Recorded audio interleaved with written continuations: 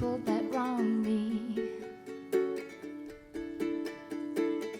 Lead me far from temptation, deliver me from the evil one.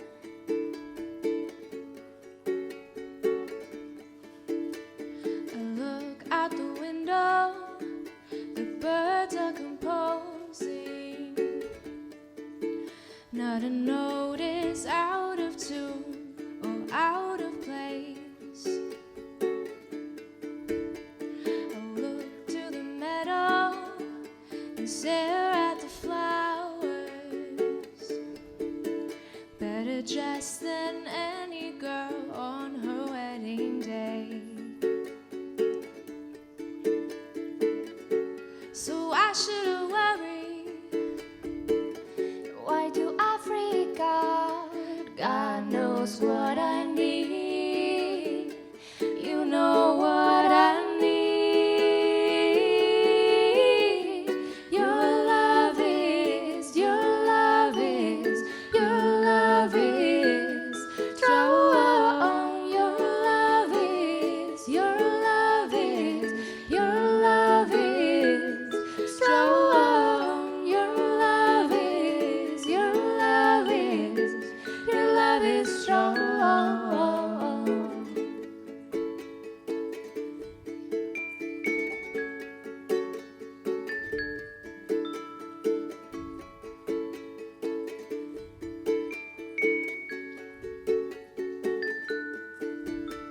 The kingdom of the heavens is now advancing.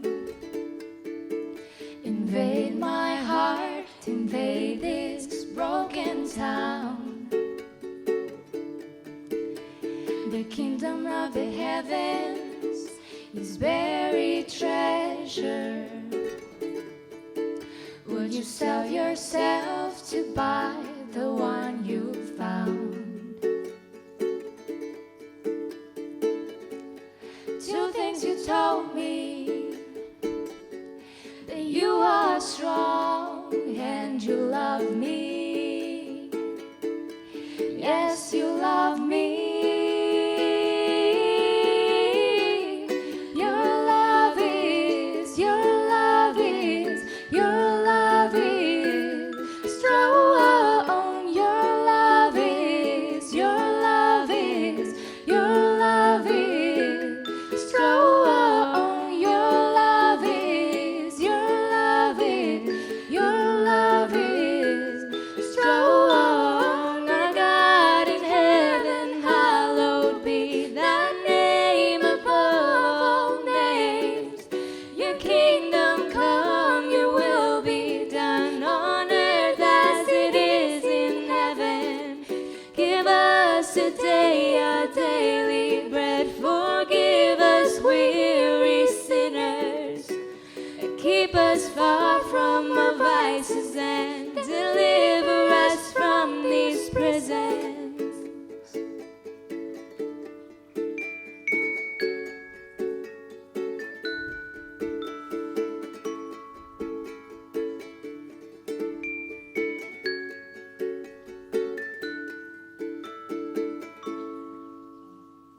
Amen.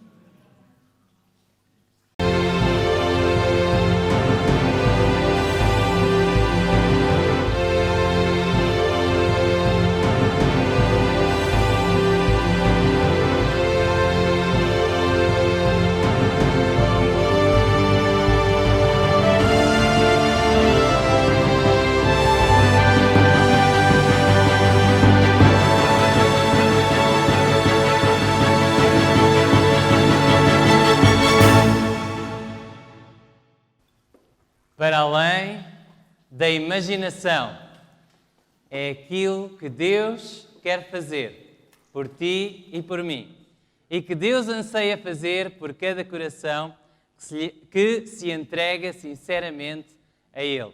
Muito boa noite. Muito bem-vindos mais uma vez. Estou feliz de estar convosco nesta terceira sessão deste ciclo de conferências para além da imaginação. Estou muito feliz de poder também chegar àqueles que estão em casa através da transmissão online e àqueles que estão a ouvir através da rádio RCS, tenho recebido algumas mensagens de encorajamento e estou muito grato por essas mensagens. E eu agradeço-vos por estarem aqui, porque hoje vocês vão dar-me a oportunidade de falar do meu tema preferido. Hoje o tema desta noite é o Salvador Prometido. Hoje vamos falar sobre o tema dos temas, Jesus Cristo, o personagem principal da Bíblia. Eu posso dizer que é a pessoa mais fascinante que alguma vez conheci e que ainda estou a conhecer. 5 de agosto de 2010. Eram 14 horas numa mina em San José, no Chile. Uma mina que já tinha dado problemas e teve de pagar várias multas porque tinha havido já vários acidentes, porque a mina não estava em condições. Mas os homens que trabalhavam nesta mina, estavam lá 33 homens neste dia, recebiam salários um bocadinho acima dos companheiros que trabalhavam noutras minas. Havia muitas minas de cobre e de outros minerais naquela região, e esta era uma mina de cobre, e os homens recebiam um bocadinho mais para trabalhar em condições que não eram muito boas. E neste dia, às 2 da tarde, 700 mil toneladas de pedra moveram-se, deixando estes homens soterrados a 700 metros de profundidade e a praticamente 5 quilómetros da entrada da mina. Eles ficaram desesperados, não sabiam o que haviam de fazer. Então, o governo do Chile, muito pressionado pelas famílias destas pessoas, começou a tomar parte nas operações de resgate. Foram feitos primeiro uns furos com umas brocas. Durante 17 dias, estas brocas perfuraram a rocha à procura de um sítio onde estes homens pudessem estar. E a verdade é que essas brocas, uma delas, passou exatamente a 2 metros do sítio onde estavam os homens, e eu ouvi o testemunho de um dos homens a dizer: quando eu senti que nós ouvíamos, tudo tremia, nós ouvíamos muito bem as brocas a perfurar, e quando eu senti que uma broca passou a 2 metros do sítio onde nós estávamos, eu comecei a chorar, porque eu pensei, nós estamos perdidos. Esta foi a broca que passou mais perto, eles já não vão perfurar mais aqui nesta região, nesta zona.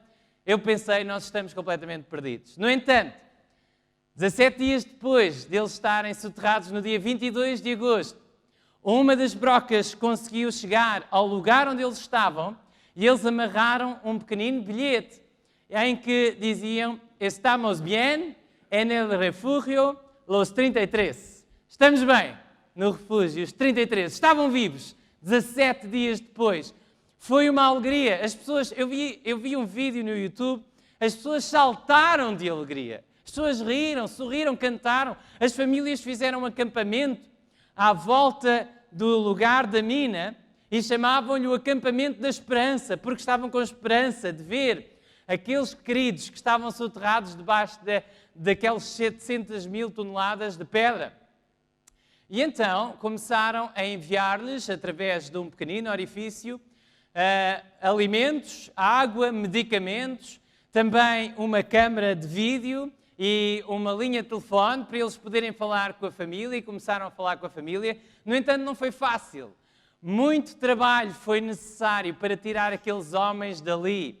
E 68 ou 69 dias depois, na realidade, o resgate demorou 2 dias, 13 e 14 de outubro de 2010. Então, um a um, numa cápsula chamada Fênix 2, conseguiram ser extraídos daquele lugar e todos ficaram vivos, todos foram salvos, todos foram 33 sobreviventes. Durante algum tempo, eles não queriam falar muito acerca daquilo que tinham vivido lá embaixo, acerca daquilo que tinham sentido, acerca das suas emoções. No entanto, depois começaram a falar um bocadinho e eu vi um programa da CBS, um programa norte-americano, 60 minutos, em que um dos mineiros reconheceu e confessou que muitos deles, quase todos, estavam a dizer que se deviam matar. Deviam ligar uma turbina e ficar sem ar para morrer. E o entrevistador perguntou-lhe: mas todos estavam a pensar no suicídio? Ele disse, naquele momento não era realmente cometer suicídio, era não continuar a sofrer. Nós íamos morrer de qualquer forma. Querida amiga e querida amiga que estás a ouvir estas palavras, estejas onde estiveres, sejas quem tu fores, estejas a ouvir na rádio, estejas aqui neste auditório, estejas em tua casa a ouvir hoje em direto ou um dia depois a ver uma gravação. As palavras que vais ouvir hoje são as palavras de Deus, são as palavras da Bíblia. Palavras que nos dão esperança, esperança de sermos salvos, sermos resgatados do mundo de pecado.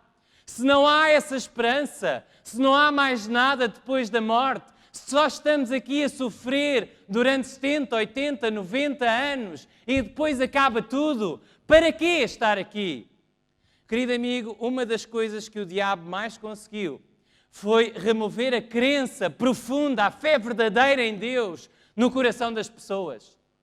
E, no fundo, nós, quando não acreditamos em Deus, começamos a pensar, para que é que me vale sofrer? Para que é que me vale fazer algum sacrifício? Para que é que me vale ser uma melhor pessoa e viver de acordo com alguns padrões morais? Se eu vou morrer, mais vale aproveitar a vida e acabou. Meu amigo, hoje eu estou aqui para te dizer que há esperança. Não percas a esperança. Há esperança. Houve alguém que veio resgatar-te. Houve alguém que veio lá de cima, que abriu um caminho por entre as pedras do pecado para te vir buscar a ti e para me vir buscar a mim. E esse alguém é Jesus. A Bíblia começa com as palavras: no princípio, Deus criou os céus e a terra. Eu citei aqui a Bíblia judaica completa porque ela respeita exatamente a ordem das palavras em Gênesis 1, verso 1. Não é fácil traduzir. A maior parte das versões da Bíblia são confiáveis, vocês podem acreditar que é aquilo que foi escrito, já falámos sobre isso na nossa primeira conferência. No entanto, esta Bíblia respeita a ordem das palavras do primeiro verso da Bíblia, eu gosto muito. No princípio, Deus. Meu querido amigo, se tu queres conhecer a Deus, se tu queres encontrar-te com Deus, tu tens de o pôr em primeiro lugar na tua vida, no princípio da tua vida. No primeiro lugar dos teus pensamentos e do teu coração, tens de colocar a Deus. No princípio, Deus criou os céus e a terra. E vimos na primeira conferência que há evidências incontornáveis da criação. Apesar das coisas serem apresentadas hoje de uma maneira diferente, apesar da teoria da evolução ser apresentada como um facto e não como uma teoria, ela é apenas uma teoria e tem muitos buracos. Há razões sólidas para acreditar que Deus criou os céus e a terra. No entanto, a Bíblia ensina-nos, como vimos ontem, que esta terra, este mundo, foi criado quando estava a acontecer um grande conflito entre as forças de um querubim caído, um anjo, o anjo mais exaltado no céu, que se revoltou contra Deus. E exatamente nesse período em que o grande conflito estava a começar, Deus criou esta terra com um propósito especial. Nós fomos criados com um propósito especial. De todas as raças no universo, de todos os seres no universo que Deus criou. Deus criou este mundo com um propósito especial. Não foi apenas Deus Pai que criou este mundo.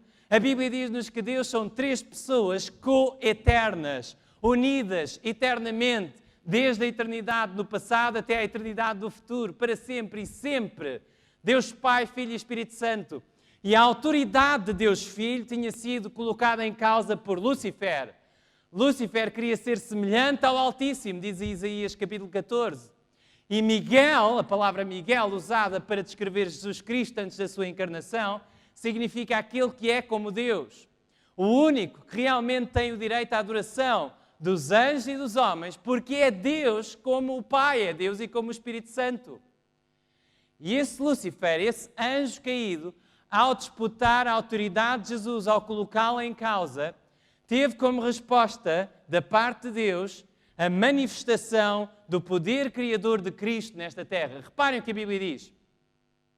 Pela fé entendemos que os mundos, pela palavra de Deus, foram criados. De maneira que aquilo que se vê não foi feito do que é aparente, escreveu o autor da Epístola aos Hebreus, no capítulo 11, verso 3. Pela fé entendemos que os mundos foram criados pela palavra de Deus. Quando lemos Gênesis capítulo 1, nós vemos que Deus falou e as coisas apareceram. Ou seja, foi pela sua palavra. Mas o que é palavra? Quem é a palavra de Deus? E a Bíblia responde a essa pergunta.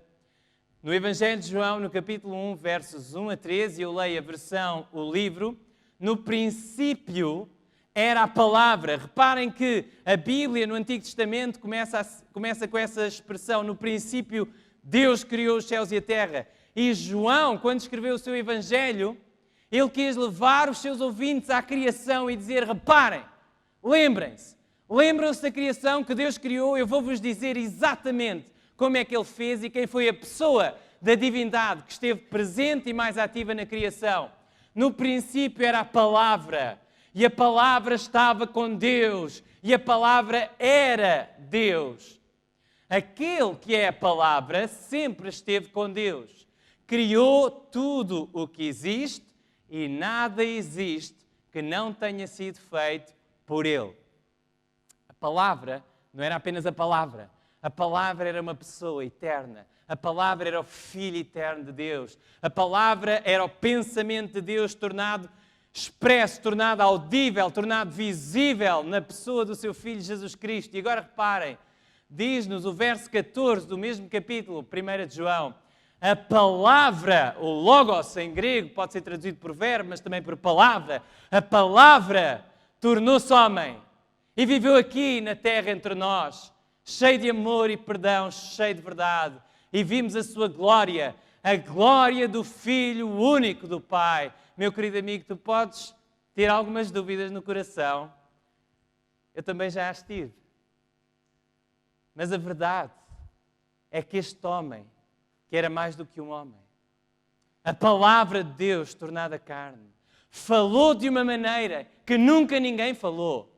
Nunca ninguém dividiu a história. Nunca ninguém transmitiu ensinos tão poderosos e tão profundos que afetaram, que transformaram, que curaram, que salvaram milhões e milhões de pessoas, como este homem, Jesus Cristo.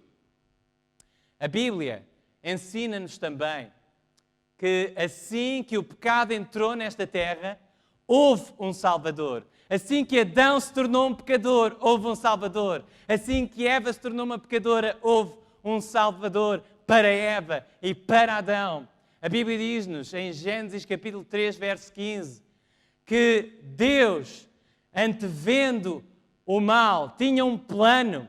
E a Bíblia diz-nos que Deus disse à mulher, depois do pecado, e ao homem, quais seriam as consequências, qual seria a maldição, qual seria a separação que eles iriam ter da presença direta de Deus. Mas Deus falou também à serpente, que nós vimos que era apenas um médium para Satanás. Satanás é chamado a antiga serpente em Apocalipse. E Deus falou à serpente e disse, e porém inimizade entre ti e a mulher. Aqui a serpente é um símbolo de Satanás. A mulher é um símbolo da igreja. Eva foi chamada Eva porque Eva significa a vida. E a vida vem através de Jesus Cristo. E vem através da igreja, porque Jesus é o descendente da mulher, o descendente do povo de Deus. Reparem, entre ti e a mulher, entre a tua semente, ou seja, a descendência de Satanás, os que seguem Satanás, e a sua semente. E aqui a sua semente, referindo-se à semente da mulher, está no singular. E porque significa que seria um descendente da mulher que viria, alguém que viria através do povo de Deus, alguém que viria através da humanidade e que iria ferir a cabeça da serpente. Entre a tua semente e a sua semente, esta te ferirá a cabeça e tu lhe ferirás o calcanhar, diz Gênesis capítulo 3, verso 15. Antes do mundo ser mundo. A Bíblia diz-nos em Hebreus que Jesus colocou-se à disposição do Pai e disse, se esta raça que eu vou criar, que nós vamos criar, cair presa dos enganos de Satanás, se eles aceitarem a rebelião de Lúcifer, uma vez que eles são uma raça nova, uma vez que eles não tiveram a oportunidade de conhecer como Lúcifer e os anjos que se uniram a ele, toda a glória e todo o amor e toda a bondade e toda a luz de Deus, eu estou disposto a ir lá abaixo, mostrar-lhes isso e morrer no seu lugar.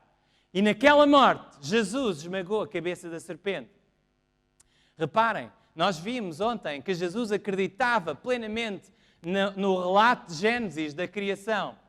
E no mesmo capítulo de Gênesis, capítulo 3, verso 21, diz-nos a Bíblia: fez o Senhor Deus a Adão e à sua mulher túnicas de peles e os vestiu.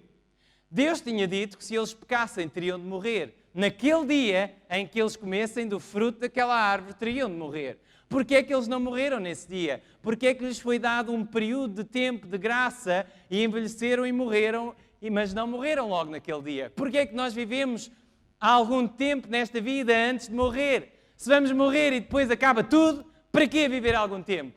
A Bíblia ensina-nos que o tempo de vida que nós temos aqui é um tempo de graça, um tempo em que podemos aceitar que Jesus nos vista, que Jesus nos cubra com a sua justiça, que Jesus seja o nosso Salvador, para que o possamos aceitar. E isso estava simbolizado através das vestes de peles que Deus fez para Adão e Eva. Assim que houve o pecado, houve alguém que teve de morrer. E para que Adão e Eva soubessem que eles não teriam de morrer eternamente, Deus instruiu-os a fazerem o primeiro sacrifício animal. Foi morto o primeiro cordeiro no Éden. Adão e Eva viram pela primeira vez uma morte. Nunca tinham visto uma flor a murchar, nunca tinham visto uma folha a secar, nunca tinham sentido frio, nunca tinham sentido calor a mais. Adão e Eva viram um cordeiro a morrer e sofreram profundamente. Nós estamos rodeados de morte. Nós vemos a morte todos os dias no telejornal. Adão e Eva foram criados no mundo perfeito, sem verem a morte. Eles sentiram pela primeira vez o horror da morte e aquilo que causou o seu pecado e a separação que o seu pecado causou entre eles e a pureza e o bem e a vida de Deus. Mas aqui, neste sacrifício, estava a esperança. Neste sacrifício, Deus estava a dizer-lhes: vocês fizeram mal e muito mal, vocês merecem a morte, mas eu, na pessoa do meu Filho, estou disposto a morrer por vocês e pelos vossos descendentes. E então João Batista, no dia em que viu Jesus a aproximar-se dele, disse: eis o Cordeiro de Deus que tira o pecado do mundo. Jesus é o Cordeiro de Deus que morreu para tirar o pecado deste mundo. Em todos os textos, em todas as histórias, em todas as profecias do Antigo Testamento, Deus estava a prometer exatamente a mesma coisa. Há um Salvador, há uma esperança, há alguém que te vai buscar desse mundo triste e escuro de pecado, desse mundo de dor. Eu não quero que tu fiques aí para sempre. Eu quero que tu agarres essa esperança para poderes viver eternamente. As profecias do Antigo Testamento são extraordinárias. Se há alguém que tem dúvidas, se há alguém que não sabe se exatamente Jesus realmente veio a esta terra e era o Filho de Deus, veja comigo, avalie por si próprio. Estas são as palavras do Antigo Testamento. É muito difícil, quase impossível, refutar o facto de que foram escritas exatamente nestas datas que eu vos vou apresentar. Primeiro, Isaías 7, verso 14, escrito 700 anos antes de Cristo, diz-nos que Jesus seria concebido numa virgem. Há muitas pessoas que dizem: bom, é verdade, Jesus era um grande homem, um grande filósofo, era um homem excelente, um grande professor moral, sim, ele foi um dos maiores homens da humanidade. Agora, isso ele de lá ter nascido numa mulher que... Não, isso eu não posso acreditar. Meu amigo, a Bíblia ensina-nos que Jesus, numa certa forma, era exatamente igual a nós. Ele era um homem como nós, tinha células como nós, tinha cabelo como nós. Era um homem de carne e osso e de sangue, diz a palavra de Deus. No entanto, por outra parte, era muito, muito diferente de nós. Os evangelistas, Mateus, por exemplo, se vocês abrirem a vossa Bíblia no Novo Testamento e começarem a ler Mateus, vocês vão ver que a sua grande preocupação, a preocupação de Mateus, que escreveu o Evangelho sobretudo para os judeus, era mostrar que as profecias do Antigo Testamento se cumpriram na vida de Jesus. Agora, a profecia maior acerca do nascimento de Jesus era, o segundo ponto que vos mostro hoje, que ele seria descendente da tribo de Judá. Escreveu Moisés, 1500 anos antes de Cristo, embora estas palavras tivessem sido ditas muito antes ainda pelo patriarca Jacó, acerca do seu filho Judá. Diz-nos, o cetro não se apartará de Judá até que venha Shiló, o dador de paz, e a ele se congregarão os povos. Agora reparem, Mateus como um judeu, Mateus como discípulo de Jesus, Mateus a querer convencer os judeus, e os judeus eram muito céticos. Isto de dizer que Jesus tinha nascido sem ser exatamente através da união entre um homem e uma mulher, não seria fácil. Ele poderia ter começado a escrever o seu Evangelho e ter dito, como disse, para todas as outras pessoas da genealogia de Jesus, Arão gerou Aminadab, Aminadab gerou Naasson, Naasson gerou Salmão. Estava a falar da genealogia de Jesus. Mas chega a José e diz, José da tribo de Judá, está aqui, aconteceu, é mesmo como a profecia diz, o Messias vem da tribo de Judá. Mas querem ver o que ele diz? Diz assim, Jacó gerou José, marido de Maria, da qual nasceu Jesus, que se chama o Cristo. Repararam a diferença? Não diz que José gerou Jesus. Ele podia ter dito, se ele quisesse apenas convencer as pessoas, se ele não tivesse a dizer a verdade, ele teria dito, olha, José gerou Jesus. E José era da tribo de Judá. Mas ele disse a verdade.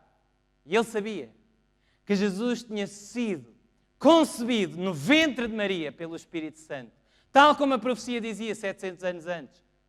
Terceiro, nasceria em Belém da Judeia.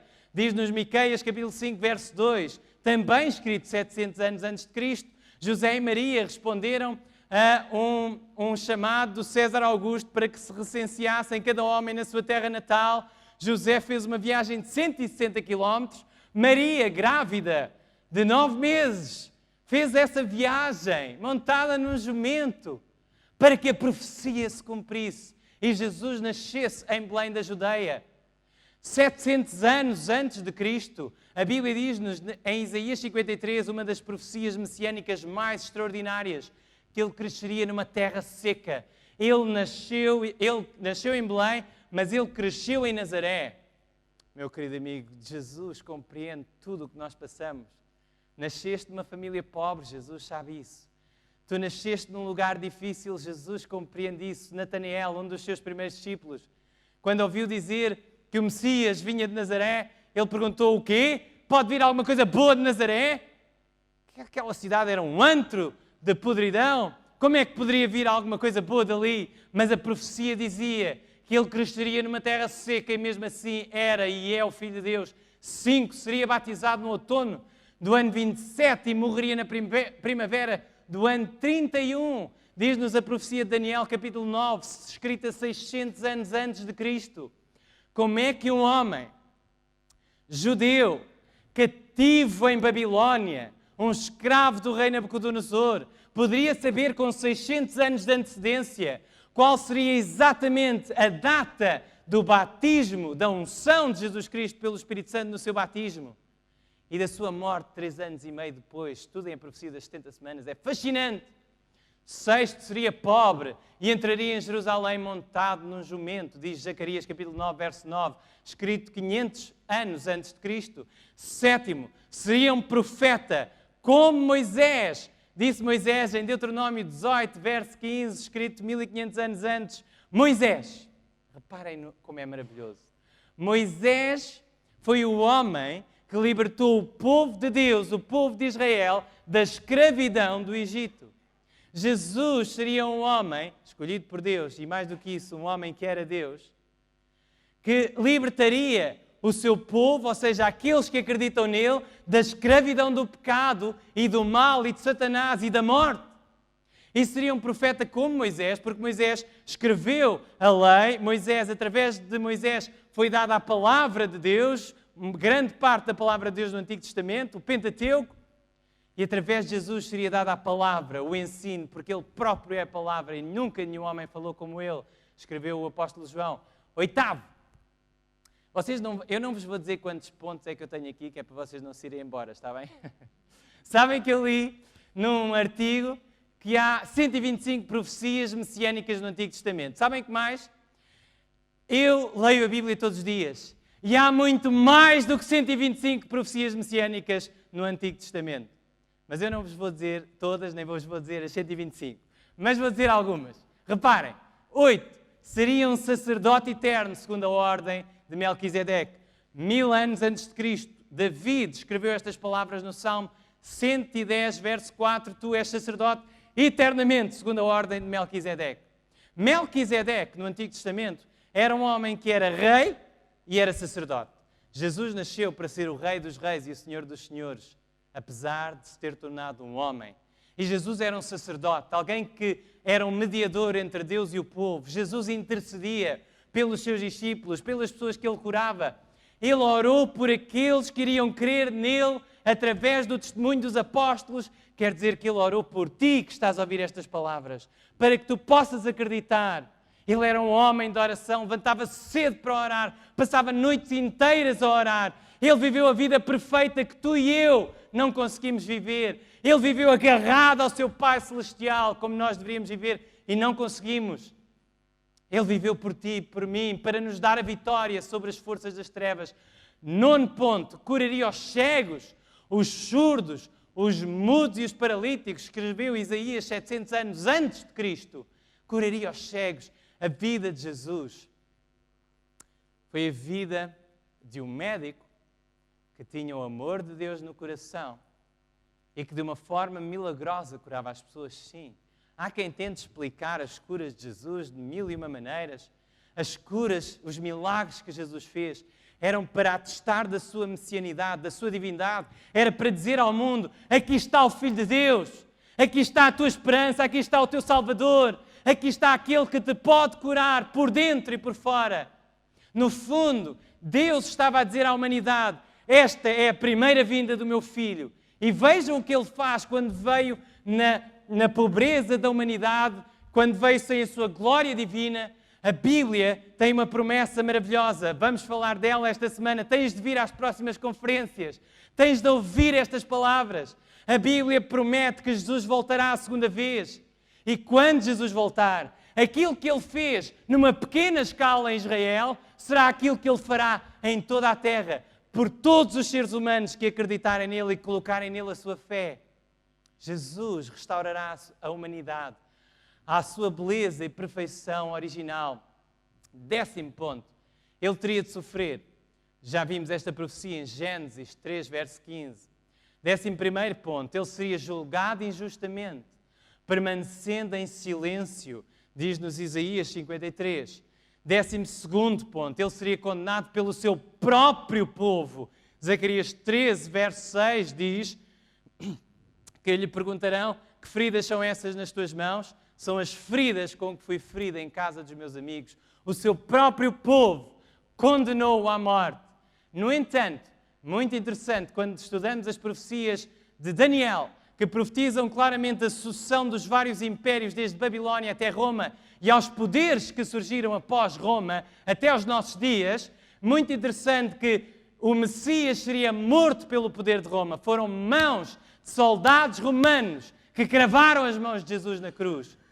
14º ponto, seria cuspido, ferido nas costas, na cara e no cabelo. Diz-nos Isaías, Jesus, quando foi preso, foi primeiro julgado, foi interrogado primeiro no palácio de Anás, o sumo sacerdote cessante, depois no palácio de Caifás, foi espancado nos 2 lugares, depois foi interrogado pelo Sinédrio, depois foi arrastado para a casa do governador, o palácio do governador Pilatos, depois de Pilatos foi para o palácio de Herodes, que estava em Jerusalém, que era o governador da Judeia, da Galileia, depois voltou para Pilatos, depois tiraram-lhe as suas roupas, e depois com flagrum, um chicote com pontas de aço na ponta, rasgaram as suas costas até que os ossos ficaram à mostra.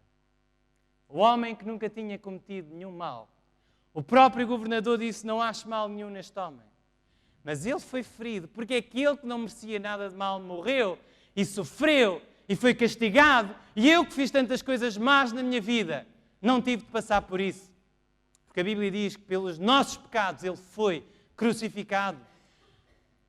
15º ponto, seria humilhado publicamente. as suas mãos e os seus pés seriam trespassados e o seu coração derreter-se-ia, escreveu Davi no Salmo 22, 1000 anos antes de Cristo. Meus amigos, só não vê quem não quer. Como é que Davi, 1000 anos antes de Cristo, diz no Salmo 22, verso 16, trespassaram as mãos e os pés? Nunca trespassaram as mãos e os pés de Davi. Era um profeta inspirado por Deus a falar do Messias.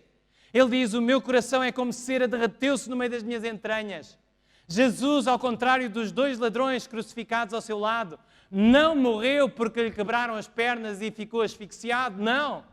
Jesus morreu de dor, por suportar a culpa do teu pecado e do meu pecado naquela cruz. Isso estava profetizado com 1000 anos de antecedência. 16º ponto. Nenhum dos seus ossos seria quebrado. Isto é uma profecia que encontramos em Êxodo e no livro dos Salmos.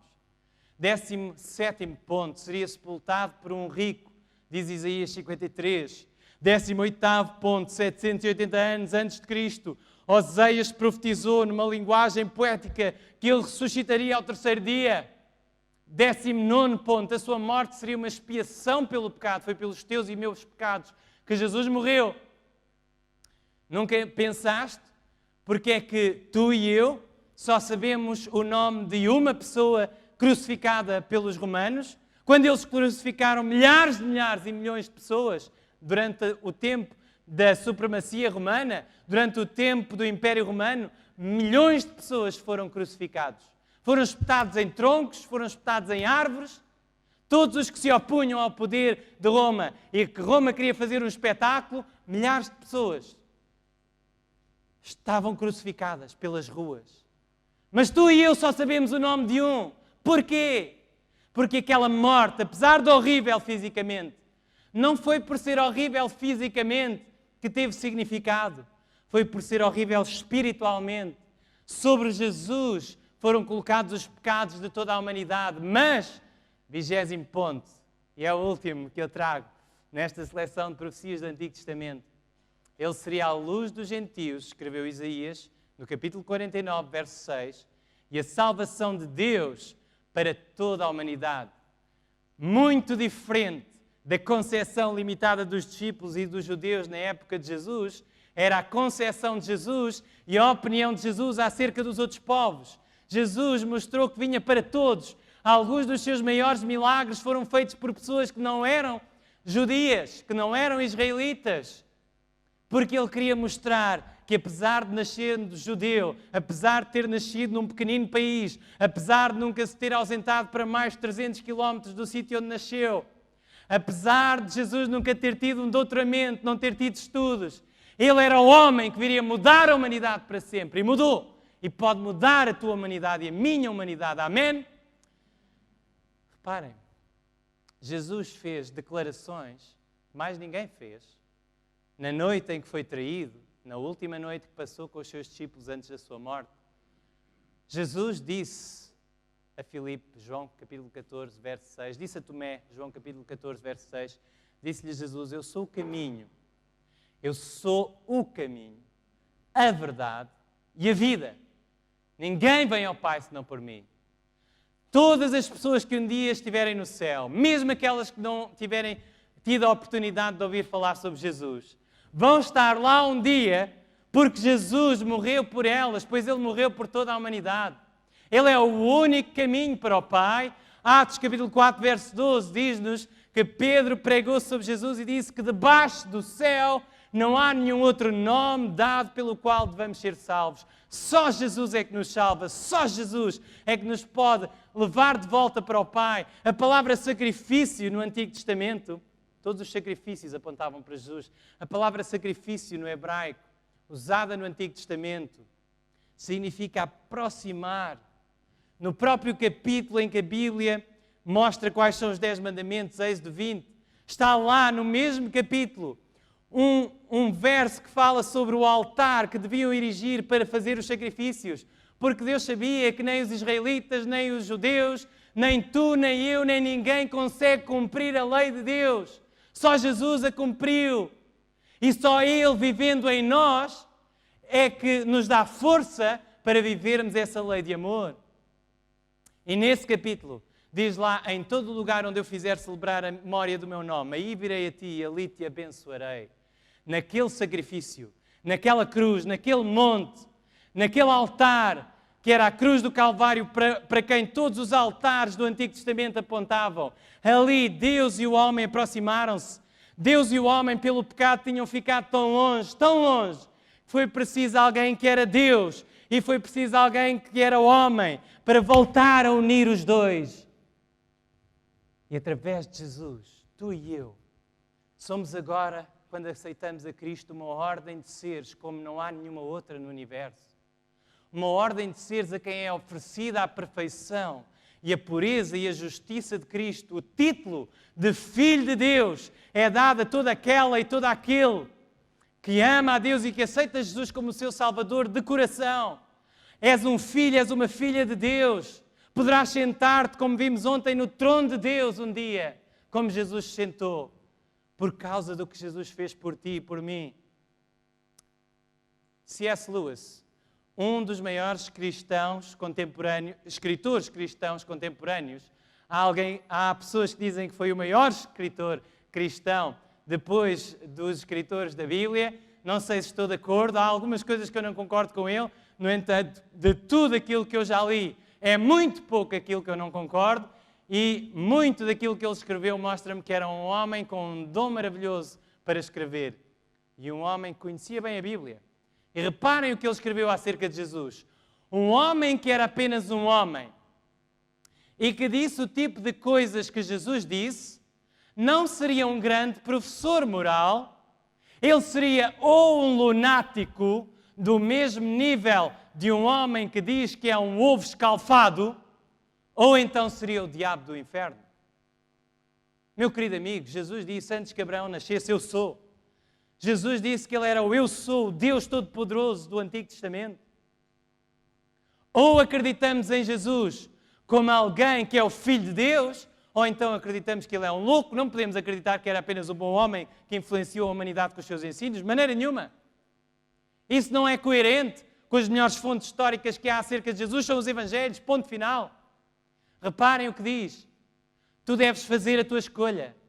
Ou este homem era e é o Filho de Deus, ou então um louco, ou algo pior. Podes calá-lo como a um doido, podes cuspir nele e matá-lo como a um demónio, ou podes cair a seus pés e chamá-lo Senhor e Deus. Meu querido amigo, tu tens de escolher. Esta noite, Jesus está a apresentar-se a ti. Esquece o ser humano que está aqui a dizer estas palavras. Eu não presto para nada sem Cristo e para te salvar eu não posso grande coisa. Só Jesus é que te pode salvar. Pensa nele, Ele está a apresentar-se a ti. Ele está a chamar-te esta noite. Sejas quem fores, estejas a sofrer o que estiveres. Jesus está a chamar-te esta noite. Não venhamos com nenhum disparate paternalista, escreveu C.S. Lewis no seu livro Mere Christianity. Na realidade, este livro é uma compilação de algumas palestras na rádio que ele fez. Não venhamos com nenhum disparate paternalista acerca dele ser um grande professor humano. Ele não nos deixou essa hipótese, nem era essa a sua intenção. Vamos ver algumas evidências acerca da ressurreição de Jesus Cristo. Reparem o que o apóstolo Paulo escreveu poucos anos depois da morte de Jesus. Em 1 Coríntios capítulo 15, o grande capítulo do apóstolo Paulo acerca da ressurreição. Reparem o que ele disse. Também vos notifico, irmãos, o Evangelho que já vos tenho anunciado, o qual também recebeste e no qual também permaneceis. Paulo gostava de pregar o Evangelho, pelo menos nisso eu sou parecido com esse grande homem. O Evangelho significa a boa nova, boa notícia. Que boa notícia! A palavra Evangelho era usada na Antiguidade por pessoas que eram chamados os evangelistas, os portadores de boas notícias, e originalmente essa palavra era usada no contexto da guerra. Quando um país estava em guerra, chegavam os evangelistas quando traziam boas notícias da frente da batalha. Disseram, nós lutámos, nós vencemos, vocês agora estão livres. Será que percebem o paralelo? Jesus lutou, Jesus venceu por ti. E tu agora estás livre. É esse o Evangelho. Livre de quê? Do pecado e da morte e de Satanás. Deus amou o mundo de tal maneira que deu o seu Filho unigênito para que todo aquele que nele crer não pereça, mas tenha a vida eterna. Esse é o Evangelho e era isso que Paulo pregava. Agora reparem, a morte de Jesus na cruz pelos teus pecados está sempre associada à certeza da sua ressurreição. É a sua ressurreição que mostra que ele realmente era o Filho de Deus, que não merecia morrer e que venceu a morte por ti. O apóstolo Paulo continua, e no verso 2 de 1 Coríntios 15, ele diz: pelo qual também sois salvos, se o retiverdes, se não é que crestes em também recebi. O apóstolo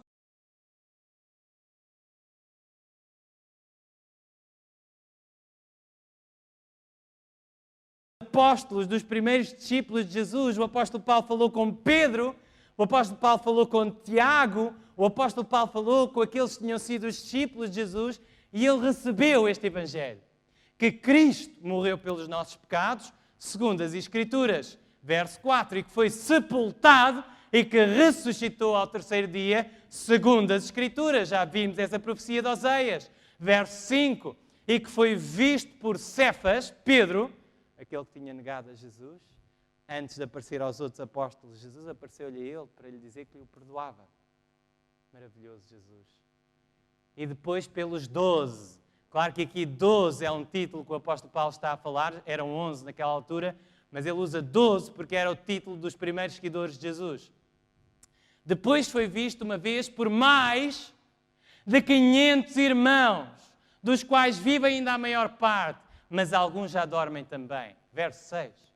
Paulo estava a dizer, poucos anos depois da morte de Jesus, aos crentes que habitavam na cidade de Corinto: se vocês quiserem confirmar, a maior parte das 500 pessoas que o viram no Monte da Galileia ainda está viva, podem confirmar. Porquê é que ele iria escrever isso, se não fosse verdade? Porquê é que o evangelista Lucas escreveu que foi Simão de Cirene, pai de Alexandre e Rufo? Ou seja, se quiserem confirmar, há testemunhas que carregou a cruz de Jesus após Jesus, quando Jesus não conseguia.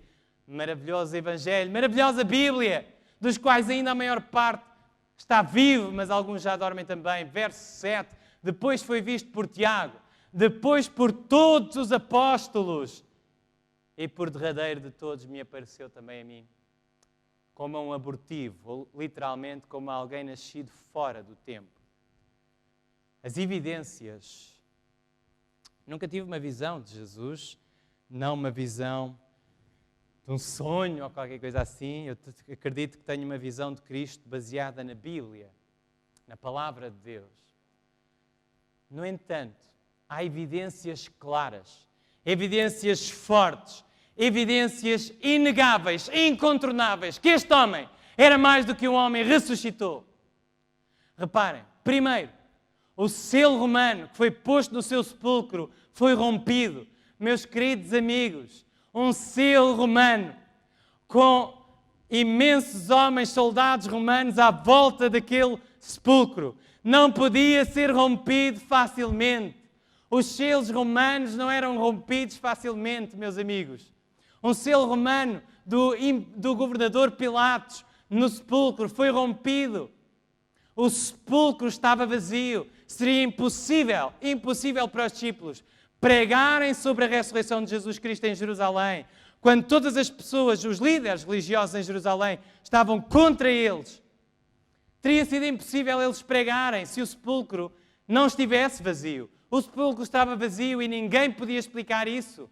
Os judeus inventaram a desculpa de que os discípulos vieram de noite e roubaram o corpo de Jesus, enquanto os soldados dormiam. Sabem qual era a pena para um soldado que adormecia no seu posto, ou que deixava que um selo que ele estava a proteger fosse rompido, ou que fugisse do seu posto de dever? O soldado era queimado vivo, ateava-se fogo às suas roupas e era queimado vivo. Como é que tantos homens deixaram os discípulos roubar o corpo de Jesus? E se eles estavam a dormir, como é que eles sabem que foi roubado? Terceiro, A pedra, uma grande pedra foi removida, teve de ser removida por alguém. Tantos soldados romanos, como é que eles não iriam dar por isso? Se estivessem a dormir, eles acordavam com a pedra a rebolar. A guarda romana fugiu, apesar de saber qual era o castigo por abandonar o seu posto de dever. E quinto, para mim, uma das evidências maiores, Deus revela-se nas coisas pequeninas, meus amigos. Porquê é que o evangelista João teve de dizer, porquê é que ele teve de dizer que quando Pedro e João entraram no sepulcro, viram a roupa, os lenços que estavam a cobrir Jesus, sem o corpo, mas o lenço que estava a cobrir o seu rosto, dobrado, enrolado à parte. Eles não precisavam ter dito isso. Não fazia nada para a sua tese de que Jesus tinha ressuscitado. Jesus era o único ser, o único homem arrumado no grupo, no seu pequeno grupo de 12 discípulos, com ele eram 13 pessoas. Jesus era a única pessoa arrumada. E mesmo depois ressuscitado, dobrou o lençol que tinha na sua cara. Só tenho 10, desta vez, as primeiras aparições. Meu amigo, se tu tivesse a inventar uma história mirabolante, se tu tivesse a inventar que o teu pai ou a tua mãe tinham ressuscitado dos mortos e tu tivesse de arranjar testemunhas, estavas a inventar, portanto tu tinhas de arranjar umas testemunhas. Será que tu ias pedir a uma mulher que era considerada louca, que esteve possuída por 7 demónios e que era uma prostituta? Será que irias? A primeira pessoa, de acordo com os evangelhos, todos os evangelhos, os 4 evangelhos, a primeira pessoa a quem Jesus apareceu foi Maria Madalena, uma mulher possuída por 7 demónios, que Jesus expulsou. Uma mulher considerada louca, uma prostituta, uma mulher de má vida. Jesus apareceu-lhe primeiro porque Jesus sabia que ela o tinha aceitado no seu coração. Tinha deixado que Jesus purificasse a sua vida. Tinha aceitado o perdão de Cristo. Tinha aceitado o poder de Cristo para ser uma criatura nova, pura agora, liberta dos seus pecados. Ela sabia que se caísse, Jesus iria perdoá-la de novo e dar-lhe forças de novo para se erguer. E ela ficou a chorar ao pé do sepulcro. Não conseguia suportar a ideia de o corpo do seu Salvador, do seu Senhor, do seu Mestre, ter desaparecido. E Jesus apareceu-lhe, mesmo antes de subir ao Pai, para lhe mostrar que estava vivo. Foi as primeiras testemunhas oculares, as primeiras aparições foram a Maria e a outras mulheres. Antes dos discípulos, Jesus apareceu a um grupo de mulheres, depois de ter aparecido a Maria. Naquela altura, se eles tivessem a inventar uma história, eles nunca iriam escrever isso. Porque naquela altura, num tribunal judaico, de maneira nenhuma, se aceitava o testemunho de uma mulher. Mas Jesus veio mostrar que as mulheres são tão importantes para ele como os homens. Naquela altura, não se pensava assim. E continuamos. E a Bíblia diz-nos, que em Mateus capítulo 11, verso 28, existem muitas outras evidências, poderia falar das outras todas, mas para mim a maior evidência é esta. A Bíblia diz, provai e vede, o Senhor é bom. Jesus disse, vinde a mim, todos os que estáis cansados e oprimidos, e eu vos aliviarei. Hoje tu tens essa oportunidade. Hoje tu podes vir ter com Jesus, com uma fé simples.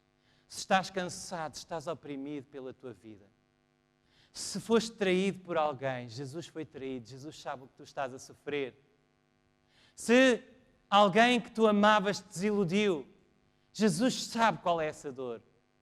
Se alguma vez alguém te cuspiu na cara, uma vez uma senhora desabafou comigo e disse-me que a sua mãe cuspiu-a na cara, de alto a baixo. Jesus foi cuspido pelas próprias pessoas que Ele veio salvar. Se alguém alguma vez te bateu, Jesus sabe o que é essa dor. Não só a dor física da violência, mas a dor emocional de uma pessoa que tu amas, que te bate. Se tu te sentes culpado porque sentes que fizeste coisas horríveis e que não mereces a graça de Deus e o perdão de Deus, é verdade que Jesus nunca fez nada de errado. Mas Jesus compreende a tua dor, porque Jesus, por amor a ti, por amor a cada um de nós, suportou a culpa do pecado do mundo inteiro e morreu com essa culpa no coração, naquela cruz. Tudo o que tu estás a passar, se passas fome, Jesus passou fome. Se passas frio, Jesus passou frio. Se estás cansado, Jesus suportou o cansaço. E Jesus venceu para te dar essa vitória. Tomai sobre vós o meu jugo, ou seja, coloquem-se ao meu serviço e aprendam de mim que sou manso e humilde de coração e encontrareis descanso para as vossas almas. Diz Mateus capítulo 11, versos 28 e 29. E o verso 30 diz: porque o meu jugo é suave e o meu fardo é leve. Hoje Jesus está a convidar-te. Hoje Jesus está a chamar-te. Hoje Ele quer dar-te algo que tu nunca imaginaste ser possível. A paz com Deus e a certeza de que Deus te ama e tu és um filho, tu és uma filha de Deus. Ao ouvirmos a música que vamos ouvir agora, eu quero convidar-te a refletires nestas palavras. Estas palavras escritas por uma jovem que com 16 anos teve um sonho e viu Jesus. 16 anos, ela vivia atemorizada porque tinha ouvido dizer que as pessoas ardiam no inferno se portassem mal e ela sentia-se muito pecadora. Com 9 anos ela recebeu uma pedrada no seu nariz, a sua cara ficou desfigurada, viveu até aos 16 anos muito doente, aliás até aos 17 anos muito doente, mas com 16 anos ela finalmente teve um sonho, ela viu uma cara bondosa, ela viu alguém que transmitia tanto amor, tanto carinho, tanta compaixão, e ela percebeu que era Jesus. E a partir dali o seu coração foi tocado e a sua vida foi mudada. Hoje eu gostaria de te convidar. Pensa em Jesus. Pensa no seu amor, nos seus braços abertos, feridos por ti, mas abertos para ti. Pensa que Jesus te quer abraçar. Ela escreveu mais tarde, muito mais tarde. Ela disse, no momento em que tu te entregas completamente a Ele, numa fé simples, na fé de uma criança, Jesus aceita-te e envolve-te nos seus braços de amor. Ele segura-te mais firmemente do que tu podes agarrar. Amém.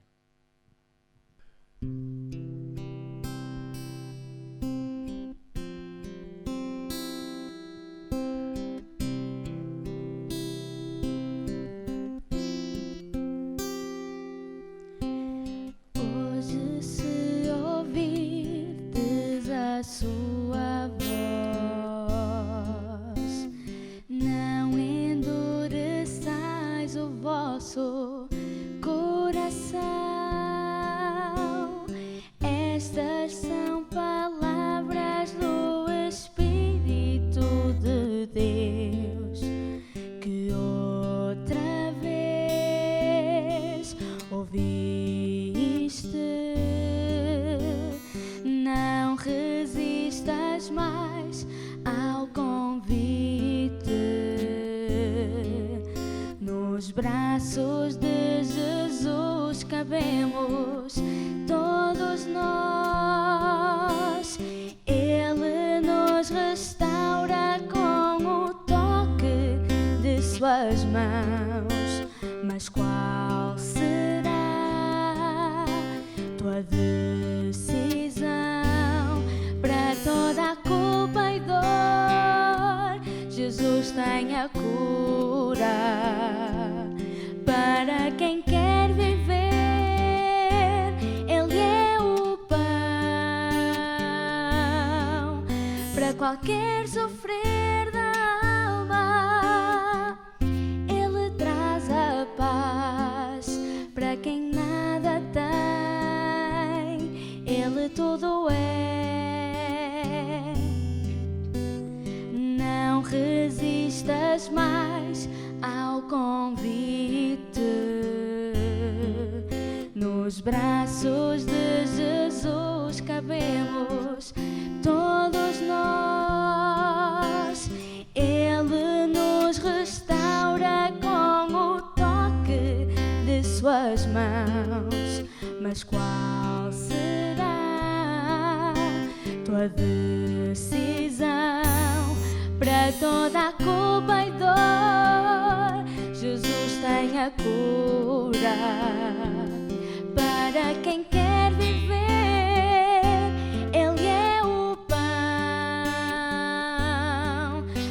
qualquer sofrer da alma, Ele traz a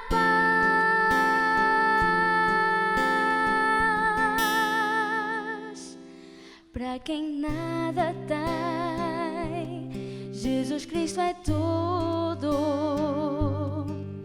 Para quem quer viver, Ele é o pão da vida. Para quem quer viver, Ele é o pão.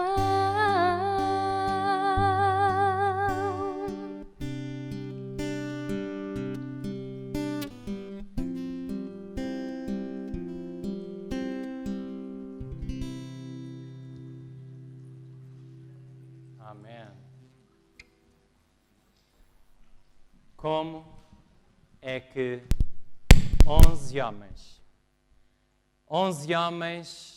desencorajados, 11 homens fechados num quarto, com medo das pessoas que crucificaram o seu mestre e o seu Senhor, 11 homens covardes que não tiveram coragem de estar com ele até ao fim na cruz.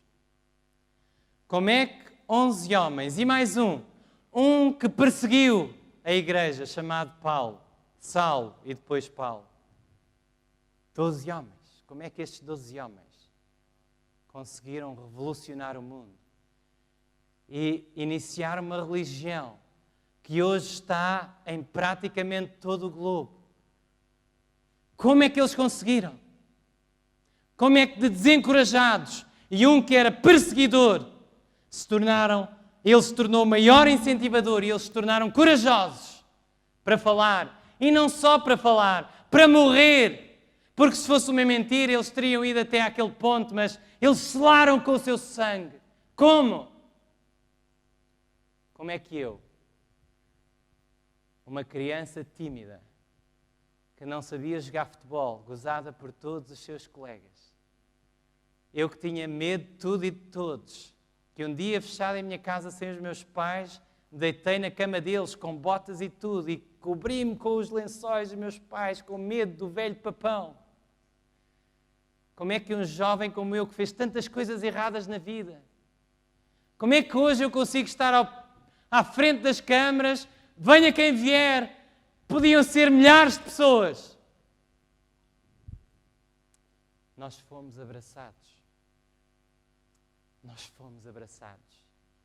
E se há alguém que está a ouvir estas palavras e que conhece Jesus, verdadeiramente sabe o que é esse abraço. Mas se há alguém hoje neste auditório, ou em casa, a assistir através da internet, ou a ouvir através da rádio, se há alguém que nunca sentiu esse abraço, que nunca confiou, que nunca colocou a sua fé em Jesus, esta é a tua oportunidade. Eu hoje vou ajoelhar-me neste lugar onde eu estou. E eu quero convidar aquelas pessoas que neste auditório desejam colocar a sua fé, a sua confiança em Jesus, que desejam colocar o seu coração nas mãos de Jesus. Eu vou convidar-vos a se ajoelharem comigo. Se alguém não se puder ajoelhar, permaneça em pé ou sentado, mas no seu coração, ajoelhe-se diante de Deus. Se alguém vai a conduzir na estrada e ouvir estas palavras, no teu coração, entrega o teu coração a Deus. Todos os que puderem e desejarem, aqueles que desejarem, façam isto de forma voluntária, seja algo entre vocês e Deus e o seu Filho Jesus Cristo. Ajoelhem-se comigo, ou ajoelhem-se no coração e entreguem esse coração nas mãos de Jesus.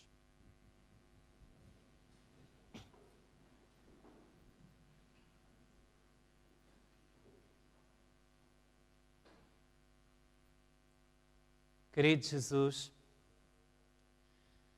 eu quero agradecer-te porque nos momentos mais difíceis da minha vida, naqueles em que eu mais caí e mais te magoei, colocaste no meu coração clamar a Ti e mostraste-me que estavas presente e abraçaste-me e fortaleceste-me, Senhor. E eu peço-te por cada pessoa que se ajoelhou neste auditório e por cada pessoa que está a ouvir estas palavras e que no seu coração quer entregar-se a Jesus, eu peço que aceites a sua fé simples, imperfeita como a minha, humana, mas que lhe digas, Senhor, ao coração, que ele é um filho teu, que ela é uma filha tua e que tu nunca, nunca o vais deixar. Abençoa-o, abençoa-a nesta noite, abraça essa alma, dá-lhe o teu conforto, o teu calor, o teu amor. Nunca a largues e ajuda essa pessoa, ajuda essas pessoas a nunca, nunca desistirem de ti. Peço no nome de Jesus. Amém.